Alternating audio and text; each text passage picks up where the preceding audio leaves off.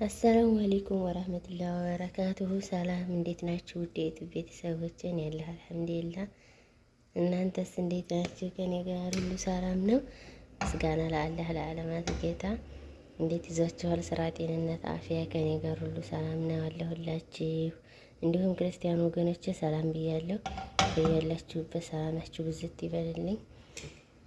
እንግዲህ ደግሞ የዛሬው ተከታተሉ። ዘይቱን ስላለቀብኝ የወይራ ዘይት ስላለቀ ይሄኛውን ዘይት ትንሽ ነው የተጠቀምኩት። ያው መጥበሻው እንዳይይዝብኛል የተወሰነ ብቻ ማለት ነው። ከበዛ ራሱ እንዲህ አዳርሸው ከበዛ አፈሳዋለሁኝ። ተከታተሉ ውድ ቤተሰቦች፣ ላይክ፣ ሸር፣ ሰብስክራይብ እያደረጋችሁ ተከታተሉ። እንግዲህ በዚህ ቻናል የማስተላልፍላችሁ ስለ ውፍረት መቀነስ ነው። የሰውነት ክብደታችንን እንዴት እንቀንስ በሚል ዙሪያ ነው። እንግዲህ ውድ ቤተሰቦች ለዛሬ የምጠቀመው ይሆን ነው። ዳጣውን አብራችሁ ተከታተሉ። ትንሽ እንደዚህ ብቻ ነው ዘይት የተጠቀምኩት። ዘይት አላረኩም። ተግናዋለሁ። ምንም አይነት ውሃ አልጨምርም። ተከታተሉ፣ አብረን እንስራ። እንግዲህ ውድ ቤተሰቦች እንደምታዩት በዚህ መልኩ እየበሰለ ነው። እሳቱን ቀንሹ። በዚህ መልኩ ውሃ አምጥቷል። እሳቱን በጣም ነው የቀነስኩት። እሳቱ ከተንጋጋ ውሃ በጣም ቶሎ ድርቅ ነው የሚልብን ሳይበስል። እሳቱን ግን ከተቀነሰ እንትን ይላል፣ ውሃ ያመጣል። በገዛ ውሃው ይበስልልናል ዶሮአችን። እንግዲህ አሁን ቀጣውን አብራችሁ ተከታተሉኝ። ይሄ የአንድ ዶሮ ስዱር ድጃጅ ነው። የአንድ ዶሮ ሁለቱም ጎን ማለት ነው። ሁለቱም ጎን ስዱር ነው። እንደዚህ አድርጋችሁ ለእኔ ብቻ ከሆነ ይሄን ምናልባት ለ3 ቀን ልጠቀሙ እችላለሁ፣ ወይም ደግሞ ለ2 ቀን በደንብ አንዱን አንድ ቀን ደግሞ ላራዝም ካልኩኝ ለ3 ቀን ልጠቀሙ እችላለሁ። ይሄንን ግን አብረው ከበሉ ብዬ ነው ትንሽ በዛ አድርጌ የሰራሁት። ካልበሉም ደግሞ ይቀመጣል፣ ምንም ችግር የለውም ማለት ነው። እናም እንደዚህ ቀለል ባለ መንገድ የሰውነት ክብደታችንን እንቀንስ ከመዳን ቤት በምናገኘው። እንደዚህ ደግሞ ስድር ድጃጁን የብቻ ካላገኛችሁ ከምግብ ጋር ከሩዝ ጋር የሚሆን ከሆነ ነገር ጋር የሚሰጧችሁን ያንንም መጠቀም ትችላላችሁ። ባለፈው እየሰራሁን ያሳየቻችኋለሁ። እንዲሁም ብዙ ጊዜ ያንን ነው የምጠቀመው። ይሄንን ብዙ ጊዜ አላገኙም። ያው የሰውነት ክብደታችንን ለመቀነስ ውፍረታችንን ለማስተካከል ዋናው ቆራጥነት ነው እንጂ የምግቡ መኖር አለመኖሩ አይደለም። አሁን ሁልጊዜ አትክልት አይገኝም፣ ሁልጊዜ እንደዚህ ዶሮ አይገኝም። አንዳንዴ ነው። ግን ባለው በተገኘው ነገር መጠኑን ቀንሰን መመገብ እንችላለን። ቆራጥ ሁኑ እንቁረጥ። ደግሞ ማንም ወፈራችሁ ስላለን ብቻ አይደለም፣ ራሳችን የሰውነት ክብደታችንን ማስተካከል ስላለብን ብቻ ነው ቆርጠን መነሳት ያለብን። ሰው ብሎን የጀመረው ነገር ደግሞ ዘላቂነት አይኖረውም። ምን አገባቸው ብለን አንድ ቀን ስናስብ እናቋርጠዋል።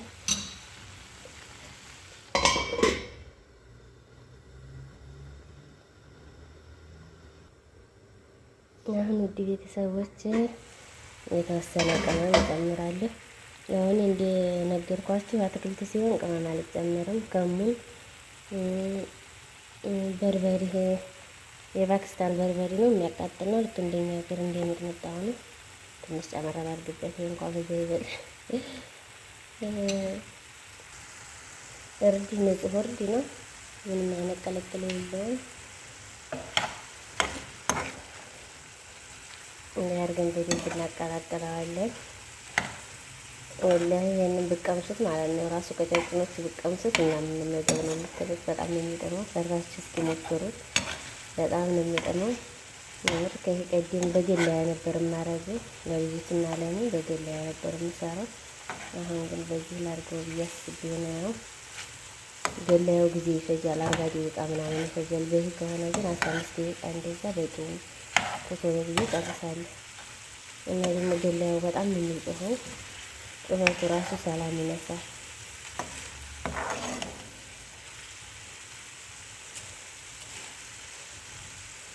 አያምርም? በጣም ነው የሚያምረው። ብሉ ብሉ ነው የሚለው አስለ ሞክሩት፣ ተወዱታላችሁ ውድ ቤተሰቦች። አሁን ውድ ቤተሰቦች በደንብ ውሃው እስከመጠጠ እንደዚህ እያረኩኝ አበስለዋለሁ።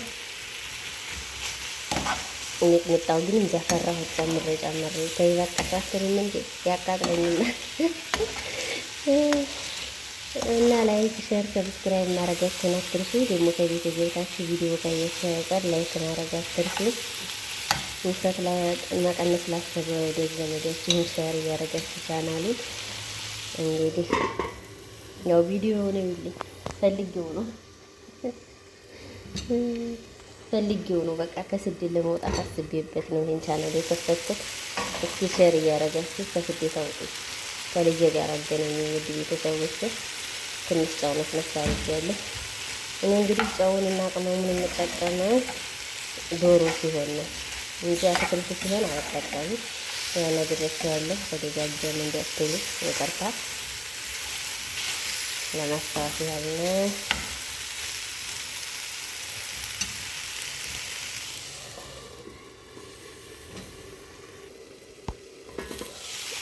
ይሄን እንግዲህ ቤተሰቦች ውሃውን መጣው ማንካያን ሀሳብ ላይ እናስቀምጠው ነው ጊዜ ያው አንዳንዴ ነዳሞች ሲሰሩ ጣል እያረጉ ብታገዙ ያቆሰሱ ስለሚያበሳጭን እኛኛ ሳህን እናስቀምጠው።